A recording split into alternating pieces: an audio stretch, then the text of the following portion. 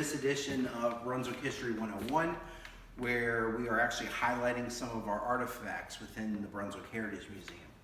I'd like to point you in this direction of this cabinet, where we created a display of hats off. Hats off to all the Brunswick workers, both men and women, who have made important contributions to the town over the years.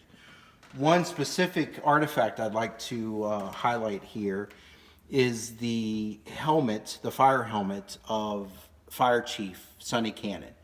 Sonny Cannon was a very strong personality who led the Brunswick Fire Company through the golden years, if you will, the 40s, 50s, and 60s. And having this Fire Chief helmet is actually one of the highlights of our collection. Other things, other artifacts in this collection, we will see that this is a wonderful straw hat. If we actually flip the hat over, which I'm not going to touch it because I have my bare hands, but it's actually sold at Ephraim's clothing store here in Brunswick. We also have a derby hat. That was typical fashion of the time frame in the early 1900s. We also have a photograph of some men sitting on the Mousetrap Tavern, which was down in Old Berlin, wearing such a derby hat. Some other things that we feature is this very early 1900s baseball uniform cap.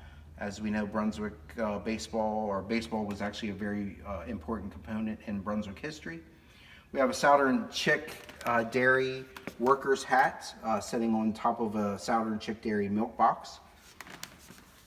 And we also, of course, have this catcher's helmet and chest protector.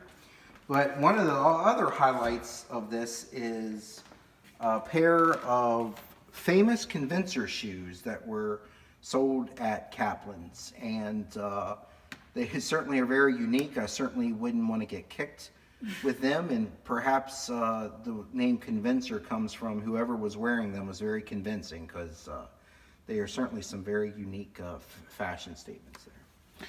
So this concludes this session of highlighting some of the artifacts in our collection.